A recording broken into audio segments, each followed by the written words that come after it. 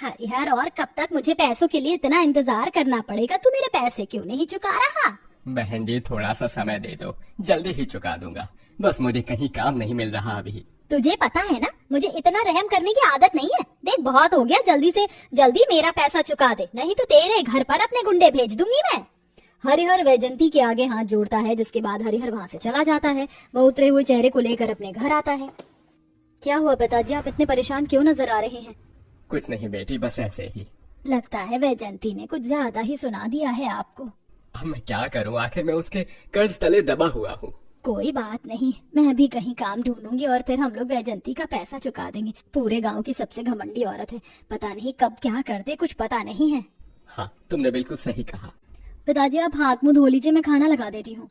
हरिहर का गांव में सबसे गरीब परिवार था। वो बेचारा मजदूरी करके अपने घर को चलाया करता था, तो पड़ोस में सबसे घमंडी औरत वैजंती थी और उसका परिवार भी घमंडी था। वहीं दूसरी तरफ वैजंती का जो सबसे बड़ा बेटा था, वह दिमागी हालत से पागल था, जिसकी वजह से उसकी शादी नहीं हो रही थी। अरे पंडित, लड़कियों का काल पड़ गया है क्या, जो तुझे एक लड़की ही नहीं मिल रही मेरे बेटे के लिए?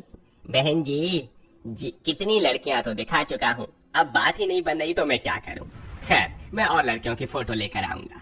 ऐसे ही कुछ दिन बीत जाते हैं, लेकिन वैजंती को अपने बेटे के लिए कोई रिश्ता ही नहीं मिलता, क्योंकि एक पागल लड़के से कोई शादी नहीं करना चाहता था। एक दिन वैजंती हरिहर के घर के पास से गुजर रही थी। हरिहर को देखते ही वो उसके घर में आ गई।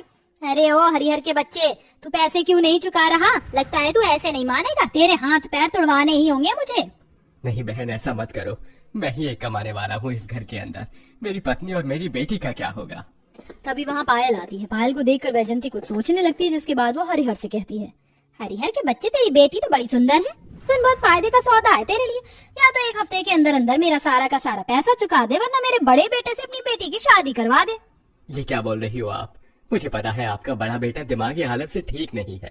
वैजंती हरिहर को एक लात मारती है, जिससे हरिहर नीचे गिर जाता है। मेरा बड़ा बेटा ठीक है, उसके बारे में एक शब्द नहीं सुनूंगी मैं। या तो पैसे लौटा दे, वरना अपनी बेटी की शादी मेरे बड़े बेटे से करवा दे, और ये आखिरी वार्निंग है तेरे लिए। वैजंती ऐसा कहकर वहां से लौट जाती है। उसका ये बर्ताव देखकर ममता रोते हुए अपने पति से कहती है, जी सही तो बोल रही थी वैजंती बहन, इतने बड़े घर में मेरी बेटी की शादी होगी और क्या चाहिए, और फिर जितना कर्ज है वो सब माफ भी हो जाएगा। राज करेगी उस घर में हमारी बेटी। एक माँ होकर तुम ऐसा कैसे सोच सकती हो?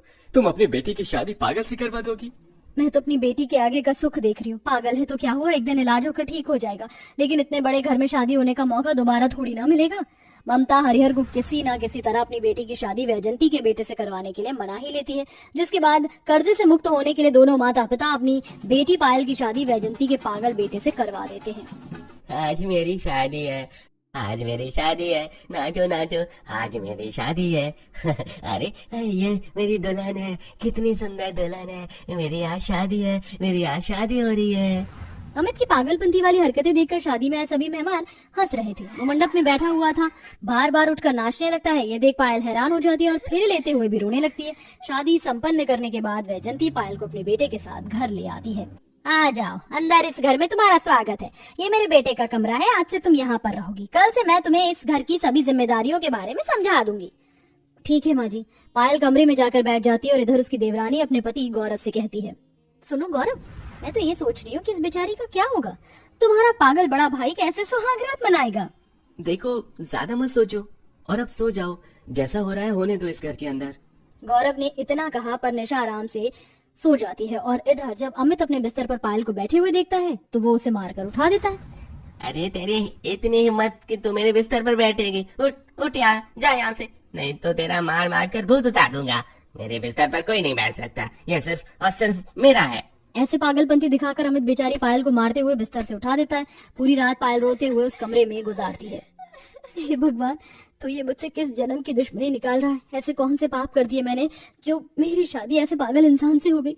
मैं इस इंसान के साथ कैसे जिंदगी गुजारूंगी? पायल ऐसा सोचते सोचते बैठे हुए ही सो जाती है। अगले दिन जब सवेरा होता है तो उसे सुबह जल्दी उठकर घर के काम करने पड़ते हैं। घर का सारा काम से लेकर खाना भी वह अकेले ही बनाती है और सभी के कपड़े भी उसे ही धोने पड़ते हैं। ये लो, इन कपड़ों को धोने के बाद अच्छे से इस्त्री करके सभी के कमरे में पहुंचा देना। वैजंती इतना कहकर अपने कमरे में आ जाती है और खुद से कहती है, चलो, मुझे इस घर में मेरे बेटे की शादी के चलते एक नौकरानी मिल गई है। अब मेरे बेटे को भी अकेले संभाल लेगी और इस घर को भी। तभी वैजंती अपनी खिड़की से बाहर देखती है कि उसकी बड़ी बहू अपने गरीब मायके जाती है। जब वो वापस घर लौटती है तो वो उससे कहती है, तुम्हारी हिम्मत कैसे हुई अपने मायके जाने की?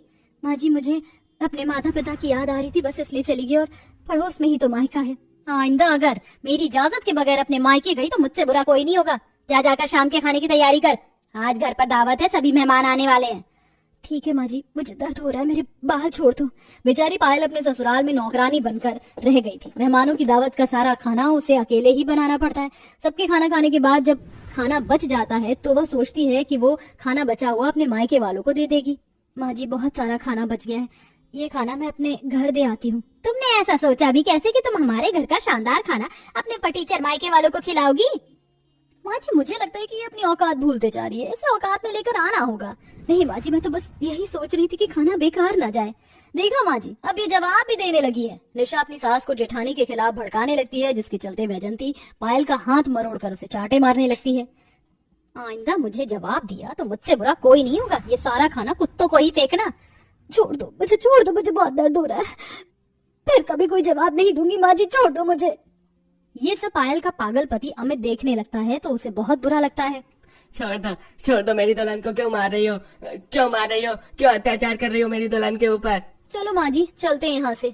निशा इतना कहकर अपनी सास के साथ वहाँ से चली जाती है, जिसके बाद पायल रोते हुए सारा खाना फेंक देती है। उसके गरीब माँ पिता ये सब देख रहे होते हैं।